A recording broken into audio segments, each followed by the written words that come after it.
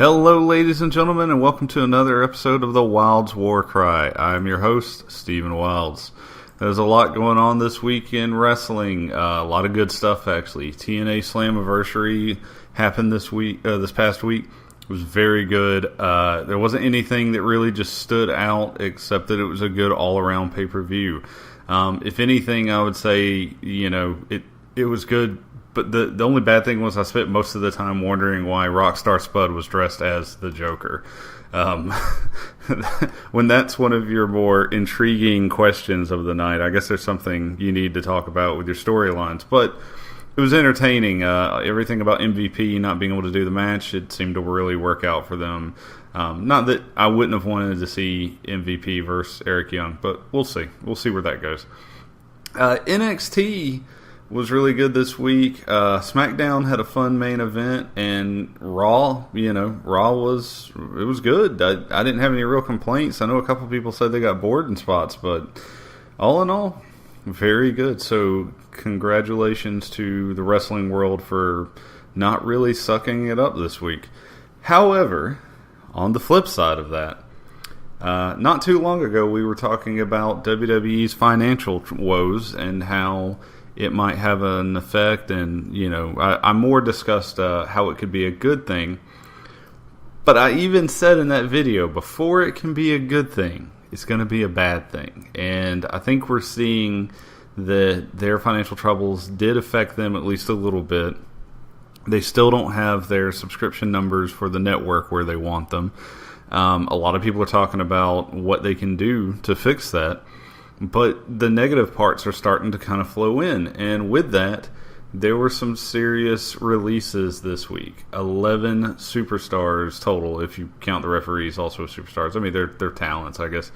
Were released. And that's, that's a lot. And it's on the heels of not that long ago, we were talking about how the WWE wasn't going to fire anyone, how they were going to let people finish out their contracts and then just not renew them, which I thought, I understood where they were going with that. I thought it was an interesting idea, but I guess they realized that a lot of these guys are still collecting downsides and still getting paid decent money. Some people ask, why don't these guys that aren't getting any TV time go to different companies? And the thing is, WWE pays you pretty well, even if you're not getting on TV.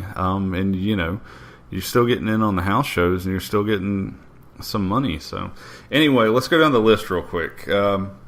First off, I was so sad to see Drew McIntyre and Jinder Mahal let go.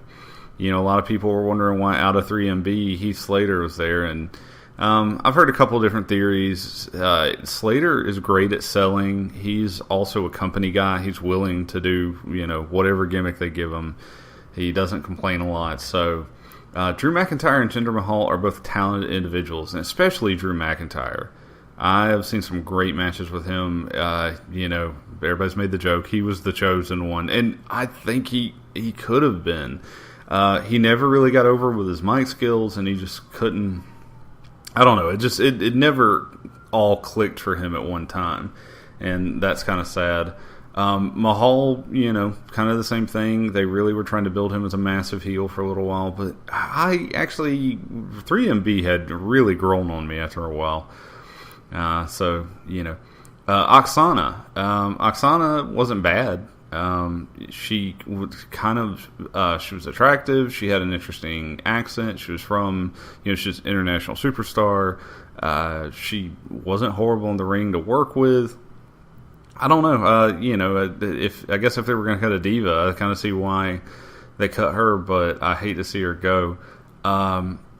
Camacho is another one. Camacho is another guy who looked good. I was really enjoying his work in NXT. I thought they were going to do some more with that. He really never had a chance because when he was on the main roster television, he was always with Hunico, and Hunico was kind of the bigger name between those two. And I love those two guys. I thought, Hunico I know is still working as Sin Cara, but Camacho I thought could have gone somewhere. Brodus Clay,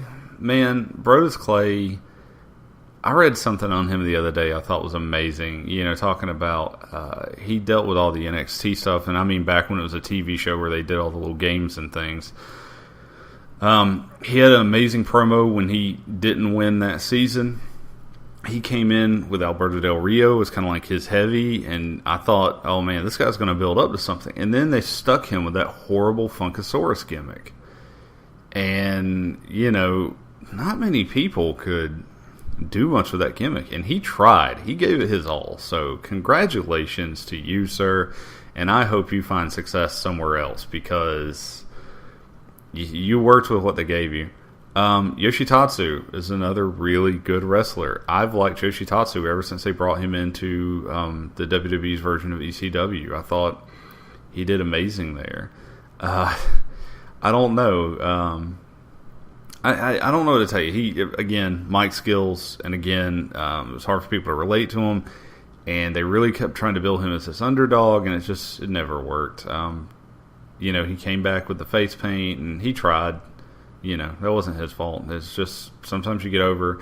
WWE is just unfortunately not a company where you're going to succeed just off of your wrestling skills, and that's a very sad thing.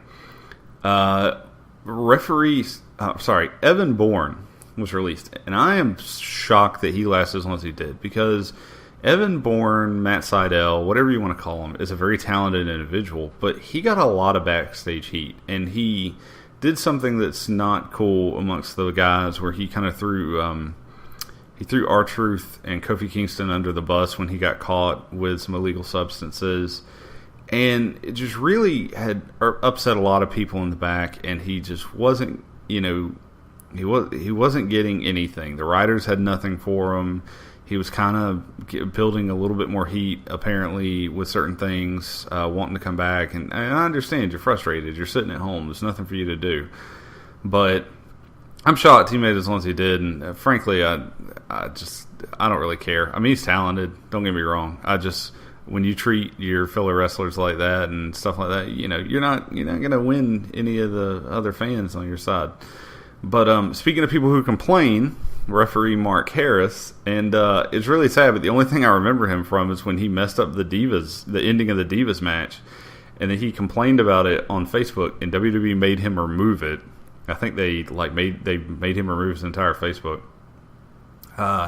Teddy Long is gone, and that's sad, because if you don't know, Teddy Long has been in this business for a very long time. He's been everything. He's been a referee. He's done a bunch of stuff backstage. He's been, of course, the general manager role. He's done a lot, and he's a knowledgeable guy about the business. He's incredible to talk to. I know there's like this running joke with him making everything into a tag match, and it's funny. I hate to see him go, and I think out of everybody I'm going to talk about today, he's probably one of the few that they'll bring him back, I think, eventually in some capacity, just probably not as an on-air role. With that said, the two people that I think we're actually missing out with, and people may not agree with me, they fired Kurt Hawkins, and Hawkins was a good wrestler, and Hawkins did a lot to try. He became a really nice heel, again, in the NXT, but back when it was his own show, and it was the contest and everything. He really was kind of coming into his own with his little heel gimmick. It was him and Tyler Rex. And then they had him working a couple of different matches in NXT as it is now. And I'd seen, other matches he'd been in from house shows and stuff. And the man's a talented wrestler. And I know he's already got another job, so I'm glad for him. Because he should keep wrestling. And he was really talented. And along that same vein, JTG got released. I know, you're shocked. If you hadn't heard the news until this point, or whenever you heard the news, I'm sure you were shocked that JTG was released. I was. I'm not going to lie. I just figured he would just retire with the company eventually. Because they used him a lot. I don't know about recently, but before, even though he wasn't on TV, he was constantly being used at house shows. He was helping backstage. It sounded like he realized he kind of needed to make himself appear useful, which he did.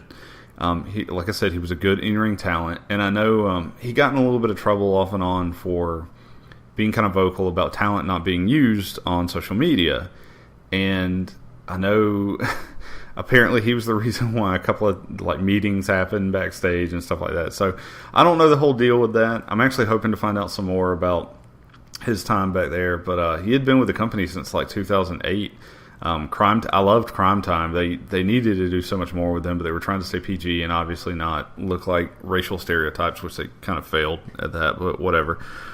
But I think the point is that, that both of the last two guys I just mentioned really could have been something. They were both really good in ring. I think with a little help with their promos.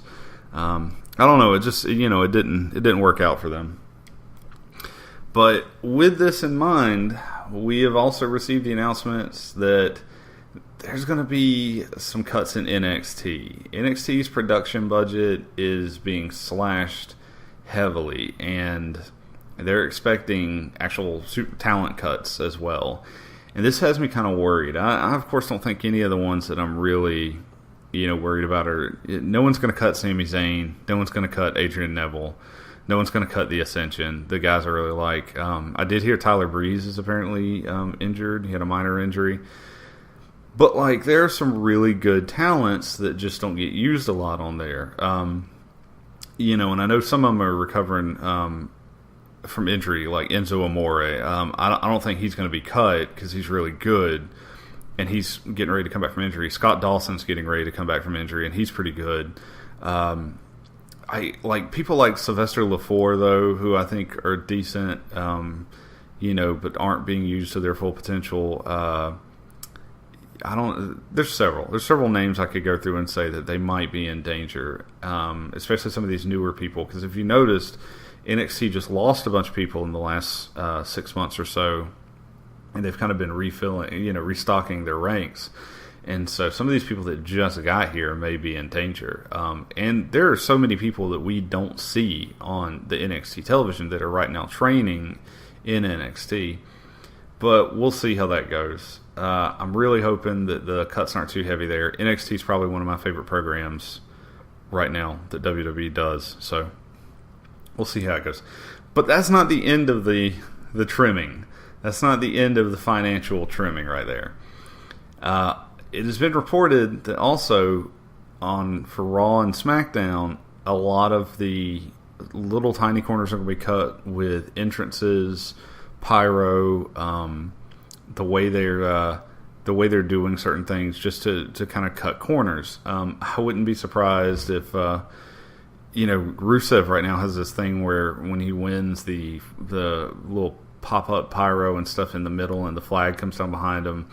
Little stuff like that, maybe not that specifically, since I know they're really pushing the Rusev angle right now with the patriotic angle. But, I could see a lot of those cuts happening. I know there are some returning superstars that, it was in their contracts that they get their pyro. And that, was kind of a big deal because WWE, pyro is expensive, and WWE's looking to cut a bunch of that stuff. So it'll be interesting. There's some stuff they're never going to cut. If Undertaker does another match, they're not going to tell Undertaker he can't have his fire and all that. So, but with all these cuts going on, my question for you guys this week is: who do you think is in danger of being cut in NXT, or who do you think needs to be cut? And I think it's a good question. It's something I'll be pondering over the week. But other than that, I'm really looking forward to Money in the Bank. So we'll see how that goes. We now know who's going to be in the match, and we now know that there will be a second match. And I'm excited. I said there needed to be 2 Money in the Bank matches, so we're getting them. So let's see how that goes. All right. If you want to comment on anything I've said here today, please do so below on YouTube. Or if you would like to have a conversation, please find me on Twitter at Stephen Wilds, and check out my other YouTube videos. But until next time, this has been the Wilds War Cry.